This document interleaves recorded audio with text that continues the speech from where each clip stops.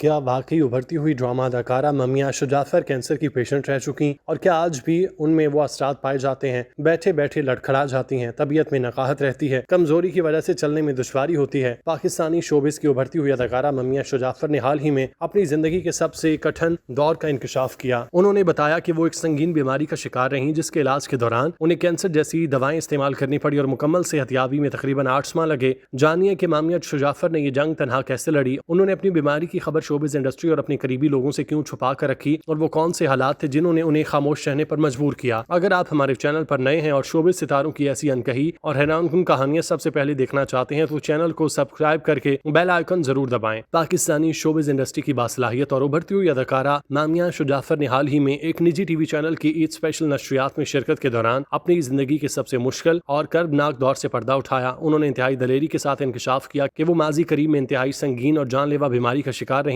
جس نے نہ صرف ان کی ذاتی زندگی کو ہلا کر رکھ دیا بلکہ ان کے ابھرتے ہوئے کریئر کو بھی بری طرح متاثر کیا۔ مامیہ نے بتایا کہ یہ وہ وقت تھا جب ایک ہی وقت میں کئی محاذوں پر لڑ رہی تھیں، ایک طرف شوبز کی ترین زندگی، دوسری طرف ایک ایسی بیماری جس کا نام سن کر ہی انسان ہمت ہار جاتا ہے۔ اداکارہ نے اپنی فلم لو دا سون کے حوالے سے گفتگو کرتے ہوئے بتایا کہ اس فلم کی تکمیل میں غیر معمولی طور پر 3 سال کا طویل عرصہ لگا۔ اس تاخیر کے پیچھے جہاں ان کی دیگر پیشہ ورانہ مصروفیات تھیں، وہیں اصل اور سب سے بڑی وجہ ان کی اچانک بگڑنے والی صحت تھی۔ مامیہ عائشہ جعفر نے بتایا کہ فلم کی شوٹنگ کے دوران ہی ان کی طبیعت شدید خراب ہوئی۔ ڈاکٹرز نے جب ٹیسٹ کیے تو ایسی بیماری کی تشخیص ہوئی جس کے علاج کے لیے انہیں فوری طور پر تمام کام چھوڑ کر مکمل بیڈ ریسٹ اور سخت علاج پر توجہ دینی پڑی۔ انہوں نے انتہائی رقت آمیز لہجے میں بتایا کہ اس دوران وہ جو ادویات استعمال کر رہی تھیں اس کا اثر اور طاقت بالکل کینسر کے مریض کو دی جانے والی کیمو تھراپی والی دواؤں جیسا تھا۔ ان کے مطابق ان ادویات کے سائیڈ افیکٹس نے ان کی جسمانی حالت کے ساتھ ساتھ ذہنی صحت کو بری طرح متاثر کیا۔ بال گرنا، کمزوری، متلی اور ڈپریشن جیسی کیفیات سے انہیں روز گزرنا پڑا۔ وہ لمحے ان کے لیے اور ان کے خاندان کے لیے کسی قیامت سے کم نہ تھے۔ انہوں نے بتایا کہ اس بیماری سے مکمل طور پر چھٹکارا پانے اور دوبارہ اپنے پیروں پر کھڑا ہونے میں انہیں تقریباً 8 سے 9 ماہ کا انتہائی صبر آزما عرصہ لگا۔ اس دوران ہسپتالوں کے چکر، ڈاکٹرز کی ہدایت پر منو عمل اور گھر والوں کی دعائیں ہی ان کا سہارا تھیں۔ وہ دن رات صرف ایک ہی دعا کرتی کہ اللہ انہیں اس آزمائش سے سرخرو کرے۔ شوبز میں مامیہ عائشہ جعفر کے نام کسی تعارف کا محتاج نہیں۔ انہوں نے بہت کم وقت میں اپنی جاندار اداکاری سے ناظرین کے دلوں میں جگہ بنائی۔ ٹی وی اسکرین پر انہیں سب سے پہلے ڈرامہ سیریل